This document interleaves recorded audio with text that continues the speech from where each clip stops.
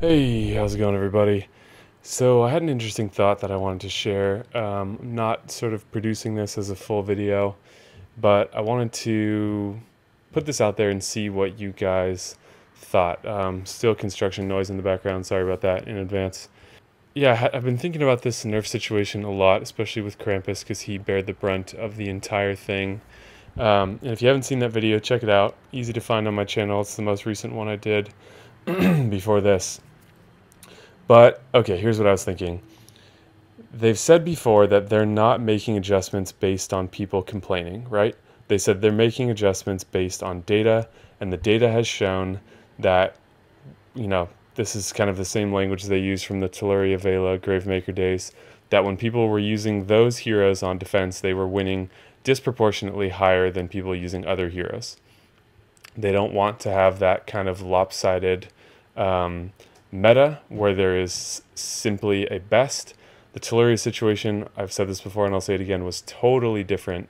It was similar in ways, but totally different in other ways because those were heroes of the month, all three of them, in fact. But two of them were recent heroes of the month, and those are far, far easier to obtain than event heroes. So one, that meant people were fielding full 30 team war defenses with those heroes, which was not the case with these Christmas heroes. God damn it. So now in this current situation, we're talking about a 4-hero synergy that they were responding to: Krampus, Pengi, Mother North, and Santa, and heroes that are far harder to obtain than a hero of the month. Just statistically, they give out less heroes of the month. So they're not going to want a hero of the month synergy to be dominant because those heroes are easier and therefore cheaper to get. And they also don't want people to be facing the same teams over and over. However, as we pointed out before with the nerfs, those were situations that were spilling over into wars. And I remember raiding, and you could not find any teams at the top that were different than Teleria, at least in some respect. And now this is a situation where there were plenty of teams at the top that were not this team. So coming back to this, they said they made this decision because of data, and that being opposite of listening to player complaints. And so I was thinking about that, and I'm like, okay, they're trying to say with that statement, we're making these decisions objectively based on the numbers. We're not making these decisions based on just public outcry. But keep in mind that it's easy for people's opinion of this to spill over into the data.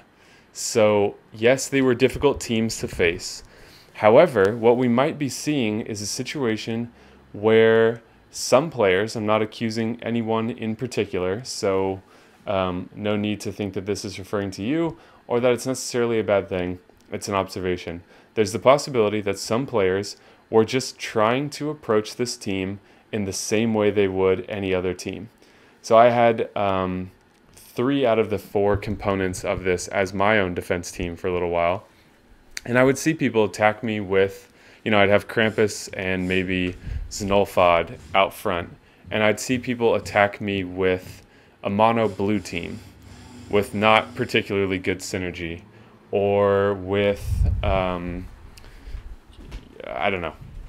What I'm trying to say is teams that don't really make sense, teams that are not built around countering a specific team. And I think that when there is a current best team, that requires your best effort. And that means having a good mastery over your roster, not so you can say, yeah, these are my favorite teams that I like to use, which is a good thing to do as well. But what I'm trying to say is in contrast to just not re-rolling, but like fighting the team, losing, and just hitting the start button again without changing anything, just trying to get that one lucky board you would need to win. Like, it's very possible and highly likely that a large amount of the data they're seeing, which they're talking about being, sort of objective data, was people not rising to the occasion of, yeah, this is a good team. Again, I consider this problem much less significant because even as someone who always is holding a high cup count, it was easy to find other teams that weren't this team or to find ways to beat this team. Um, so yeah, I wanted to mention this because I think it's easy for them to say and for it to be interpreted as, well, that's what the data said. The data said it was too hard, basically. But keep in mind, the data is showing people's attempts. And if people, again, weren't rising to the occasion of, okay, what can I do to beat this team? What's the best thing I can do to create a counter to this team? Which is really the whole point of the game. Then the data is flawed. Because if the data is just people going up against something challenging and just playing it, losing, or fleeing, which is going to count as a loss, or I don't know if they're measuring the amount of time in battle. I don't know what their metrics are. Obviously, they've found a way to relate it to player retention and therefore spending. But if people are just going in there going, I'm going to run mono blue against a blue tank just because, I'm feeling lazy, I don't want to change it, or I like this team or whatever, and they lose, and then they try it again, and they get, one special charge, or taunt is active and they don't have a dispeller, so they throw all their specials into taunt, and that doesn't work, and they go, this is too hard, this guy's way too strong, whatever, and then they play it a third time, they get a bad board again, or they make questionable decisions, still haven't changed any of the team to synergize against the opponent, then that's misleading data, right? And that's the thought that I had, was like, can we all say that when there is a particular challenge in the game, that we're doing our absolute best to combat that challenge? To look at the heroes we have and to say, okay, here are the tools that I have, and here's what the problem is. Can I create a team that is better than what I would normally use at beating this specific type of team? Because that will change the data that we've seen. And I think there's just plenty of people that just want to go into battle, use whatever team, and just walk away with a win without having to try that hard or to be clever. And I think that is one of the biggest things that's going to hurt the game in the long run, is how much people are willing to think about it. And then look what happens in a situation where, okay, assume that I'm correct in that, and people didn't want to think about it, or at least a certain portion of the player base just wanted to go in and to be able to win and collect their cups and just use the team they normally use, or make a slight tweak and not really think about it. That shows data as this team is disproportionately hard to other defense teams that we've seen.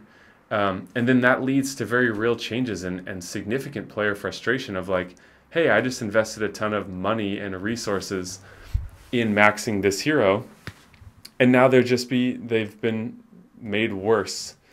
And especially in this situation where we have a 4-hero synergy that they were targeting, and they just slashed one hero in particular and didn't touch the other ones except for a modification to the family bonus. So I wanted to connect the dots there, that what is being presented as objective data can be people just not rising to the occasion and being as clever with their rosters as possible. And that actually leads to significant player frustration and a lot of people leaving the game, people just not enjoying it as much anymore. So I wanted to bring this up. Again, this might not be a popular opinion for some people because it is sort of pointing a finger at people, but I think that's okay sometimes. I'm not trying to say those players are bad or this is wrong. I'm just trying to say that a situation being presented as objective data can actually be made up of subjective decisions and people not approaching the situation as thoughtfully as they can, and therefore that has significant impacts on the meta, heroes within the game, the satisfaction or frustration of players who are affected by that decision. But a lot of people have left just in comments I've read on my own video just from this decision in particular. And that's pretty unfortunate. It's up to people to make the decisions that they want to make. But I think I'm now being redundant in my point here, so hopefully this makes sense, but it's something that feels important to me, and therefore I really want to make sure that I get it across in the way that I'm thinking about it. So let me know what you guys think of this in the comments. Like I said, this isn't meant to be an attack on anyone. This is meant to be an observation that they're saying it's objective data. However, there's a lot of subjectivity to that because the data is made up, it's numbers, yeah, but it's made up of player decision making. And I think there's a lot of people that don't think about their rosters as much, don't think about synergy. Probably not as many people in my audience because that's a big component of my style and my videos, and trying to not only put the right heroes together, but to match them up with the correct opponent to give yourself the greatest chance of winning. There's always going to be luck in this game, but you can reduce the impact of luck by making thoughtful decisions. And this was a synergy, a defensive synergy that was difficult, didn't spill over into that many aspects of the game. You know, it wasn't something seen in wars. In fact, top teams in war right now are using Ferrant as a tank with costume Malacy and like stuff that is not around this synergy at all, as far as I know. So that is kind of significant. Whereas back then, everyone was using Telluria because she was just simply the best.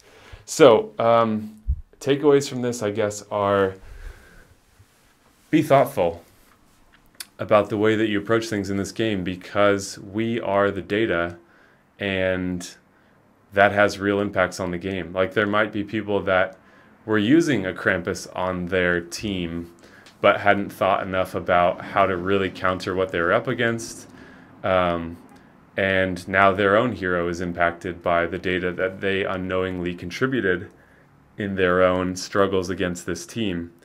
And maybe, you know, part of this is on the shoulders of Small Giant to really look at what heroes are offered in their game and to make sure that there is enough breadth of counters. I think it's far better for them to say, maybe we add a new 4-star hero from an event that is really good at dispelling. They do something interesting with dispelling. Like people have pointed out in the past, oh, there's no red dispeller at all, I don't think, 4-star or 5-star, et cetera, et cetera. There's all these gaps, basically, in the possible synergies within colors and within rarities. And by bolstering those things and taking a thoughtful look at the game from that perspective, they can avoid these situations happening in the first place, assuming people are willing to be thoughtful about their rosters, to think about, okay, what is this team doing that is problematic, and can I do anything to counteract that? So I think there's some responsibility on our part and on the part of Small Giant for you know, the decisions that they make, obviously, but also not taking as thoughtful of a look as they could to make sure that there are counters available. You know, the situation could come about. Their perspective is some heroes are too strong. Another perspective is there aren't enough available counters to make fighting this possible enough. And so they made a very questionable decision to really butcher the investments of a large amount of players in this game. So that's all I want to say about this. I feel like this is something that I feel very passionate about and could talk about a lot, but I don't want to fall into the trap of just kind of rambling on the same idea, which I may have done already. So forgive me if that's the case, but I really wanted to get this information out there, and I really wanted to present a thoughtful perspective on, or an alternative thoughtful perspective on this whole situation, because it is a big deal for a lot of people. So please share your thoughts in the comments. Please hit that like button and subscribe. It really does help out the channel. It's motivating to me to see the engagement there and that the videos I'm making are connecting with people. So it's helpful in that respect, but it also helps out the channel. So I appreciate that support. It's just a couple quick clicks, so thank you guys for doing that.